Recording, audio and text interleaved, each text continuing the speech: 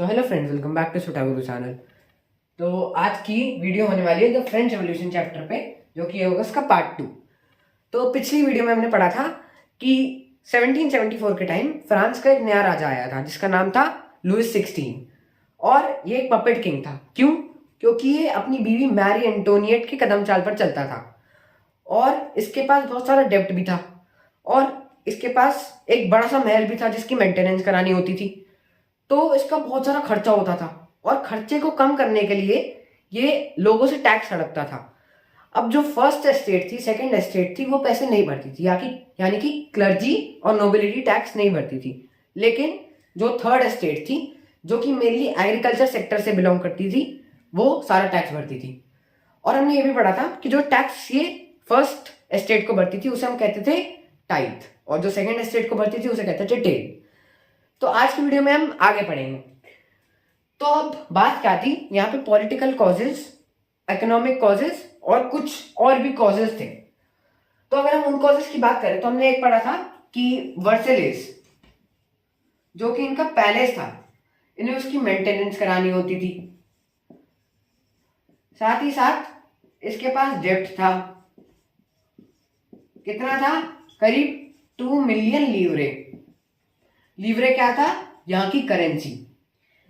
और साथ ही साथ इसके पास, यानी इसकी एक बीवी भी थी जो बहुत खर्चा करती थी। तो इसके पास टोटल में 2 मिलियन लीवरे का डेब्ट था और साथ ही साथ इसकी मेंटेनेंस भी करानी होती थी पैलेस की। तो एंड में इसके पास बहुत सारा डेब्ट आ गया, तो इसने टैक्स इंक्रीज कर दिए।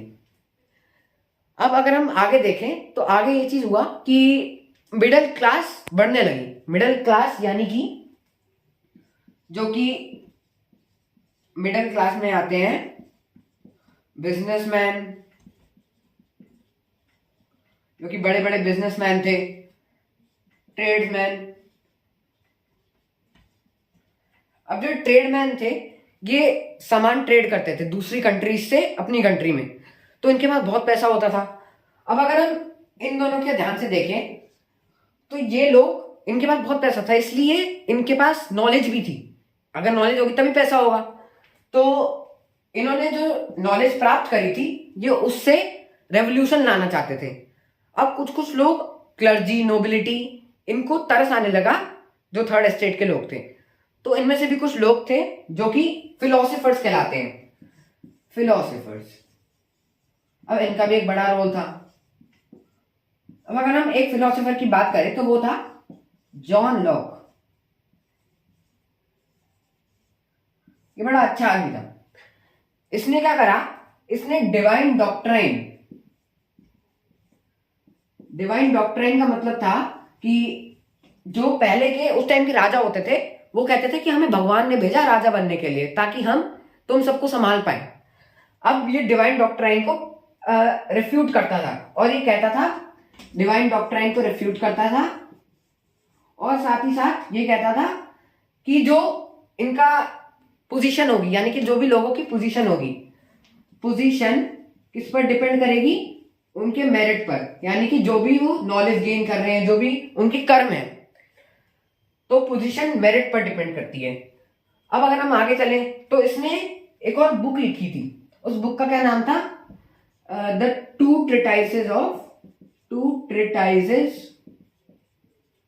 Of government. अब इसने बुक भी लिख डाली। तो आप ये चीज को पहले समझिए, फिर हम आगे बढ़ते हैं।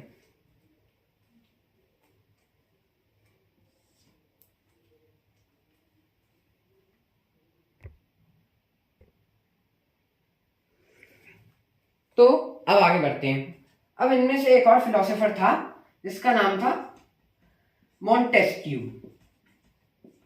अब मुझे ना इनकी स्पेलिंग याद करने में बड़ा ही मुश्किल होती है, तो मैं क्या याद करता हूँ, मैं मॉन्टेस्क्यू के बजाय मॉन्टेस्क्यू ही याद कर लेता हूँ ताकि इसकी स्पेलिंग लिखने में मुझे आसानी हो।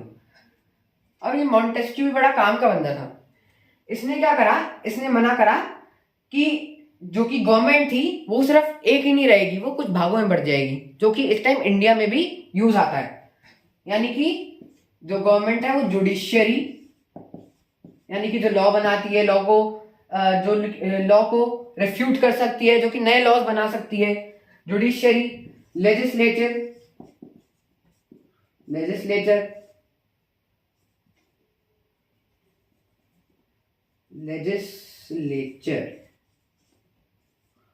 फिर आता है जुडिशियरी, लेजिस्लेचर और एग्जीक्यूटिव, जो लॉज बनाए हैं उन्हें एग्जीक्यूट करने में काम करेगी, एग्जीक्यूटिव। तो उसने कहा कि इन 3 भागों में गवर्नमेंट को बांट दिया जाए। अब उसने एक बुक भी लिखी थी जिसका नाम था the spirit of laws, the spirit of laws. अब इसके आइडिया को एक बंदे ने आगे बढ़ाया जिसका नाम था रूसो। मैंने इसका भी नाम रोजियुई से याद कर रखा है। तो ये जो लोग थे, ये 3 लोग थे, इन्होंने फिलोसोफर्स का काम करा था, यानी कि लोगों को आगे बढ़ने, मोटिवेट करने का काम करा था। तो आप पहले इन तीनों का रोल समझिए और फिर हम आगे बढ़ते हैं।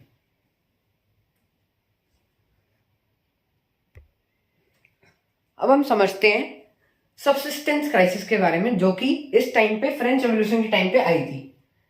तो बढ़ते हैं आगे।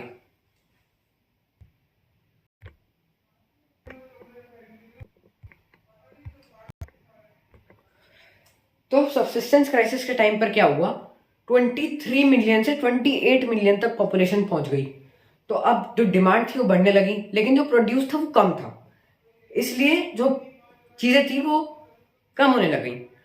अब अगर हम देखें तो 28 मिलियन होता है 2.8 करोड़, और इस टाइम इंडिया की पॉपुलेशन 200 या फिर 150 करोड़ के आसपास है। तो आप समझ सकते हैं वहां की पॉपुलेशन आज के हिसाब से कितनी कम थी।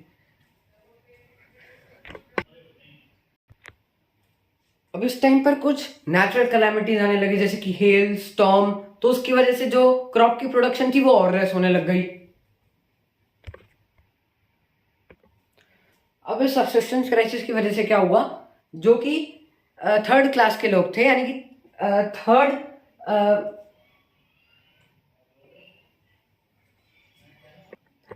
जो 3rd एस्टेट के लोग थे, उनके पास पैसा भी कम होने लग गया, उनके पास फैसिलिटीज भी कम होने लग गई।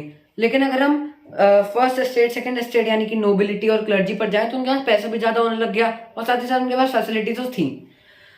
तो अगर हम देखें तो इनका standard of living gap increase होने लग गया, यानी कि जो स्टैंडर्ड था वो इंक्रीज होने लग गया, गैप इंक्रीज होने लग गया नोबिलिटी और जो 3rd एस्टेट के कॉमन पीपल थे उनमें। तो कुछ इन्हीं कारणों की वजह से सबसिस्टेंस क्राइसिस आने लगा और लोगों के पास जो कि एसेंशियल कमोडिटीज थी उनकी फैसिलिटीज कम होने लग गई। तो इसी के साथ हमारा सबसिस्टेंस क्राइसिस वाला टॉपिक खत्म होता है। तो इसी टॉपिक के साथ हम आज की वीडियो कंक्लूड करते हैं और अगली वीडियो में हम पढ़ेंगे कि आउटब्रेक कैसे हुआ वॉर का, यानी कि कॉज क्या थे। मतलब कॉज तो हमने पढ़ ली है, लेकिन उस टाइम जस्ट पहले के कॉज क्या थे जिस वजह से जो राजा था उसको अपनी पावर को कम करना पड़ गया और साथ ही साथ कुछ रेवोल्यूशंस लाने पड़े। तो अब मिलते हैं अगली वीडियो में। थैंक यू फॉर वॉचिंग और देखते रहिए छोटा गुरु।